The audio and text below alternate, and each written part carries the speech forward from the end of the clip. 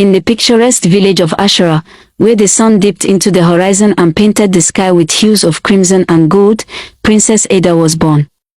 As the only child of the king and queen, she was expected to be a beautiful and robust princess.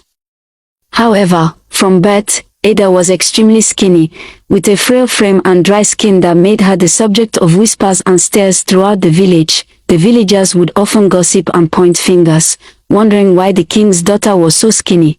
"She's as dry as a bony fish," one villager would say, while another would whisper, "The title princess doesn't befit her at all." Ada grew up and heard the cruel comments, but she never confronted anyone. Instead, she prayed to the gods to make her fat and beautiful, just like the other girls in the village. Ada tried everything to gain weight, from eating juicy chicken and eggs to fufu and soups filled with proteins. However, no matter how much she ate, she never gained weight.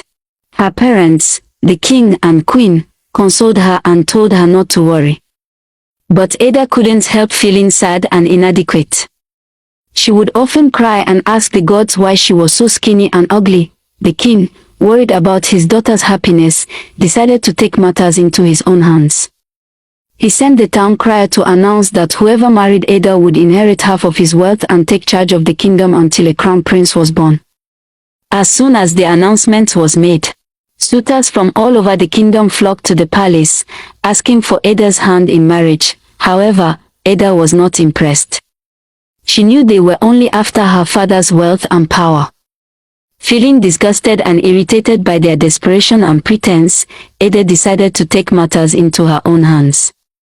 She packed a small bag and told her parents she was going to find true love. "Papa and Mama, I'm going to find my true soulmate," she said, her eyes shining with determination.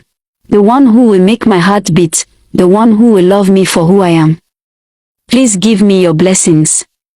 I promise to return soon." The king and queen were saddened by their daughter's decision, but they gave her their blessings and wished her farewell. Ada thanked them and set off on her journey, determined to find true love and happiness. She traveled to a faraway village, where she started living as a commoner. The villagers stared at her in surprise, and some even laughed and mocked her. But Ada didn't let their cruel words get to her. She kept her head held high and focused on finding her true love. One day, while she was fetching firewood, she met a handsome young man named Obi. Obi offered to assist her, and she agreed. That was the start of their friendship, and soon they were spending all their time together. Obi was kind and gentle, and he never asked Ada unnecessary questions. He accepted her for who she was, skinny and all. And Ada found herself falling deeply in love with him. As they sat together under the stars, Obi would tell Ada stories of his childhood and his dreams for the future. Ada would listen, entranced, feeling like she had finally found her true soulmate. But little did Obi know, the girl he had fallen in love with was actually a princess. And little did Ada know, Obi had a secret of his own, one that would change everything.